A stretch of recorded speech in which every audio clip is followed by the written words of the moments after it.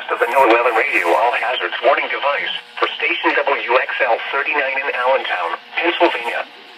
During potentially dangerous weather situations, specially built receivers are automatically activated to warn of the impending hazard. Tests of the signal are normally conducted by the National Weather Service in Mount Holly, New Jersey every Wednesday between 11 a.m. and noon. If there is a threat of severe weather during the normal test time, the test will be postponed to the next good weather day. Reception of this broadcast, and especially the warning alarm tone, will vary at any given location. This variability, normally more noticeable at greater distances from the transmitter, can occur even though you are using a good quality receiver in perfect working order.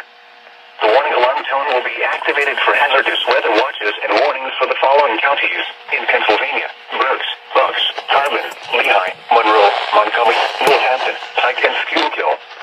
And in New Jersey, Hunterdon, Mercer, Morris, Somerset, Sussex, and Warren.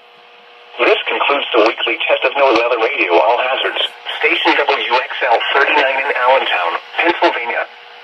Thank you for listening to NOAA Weather Radio All Hazards.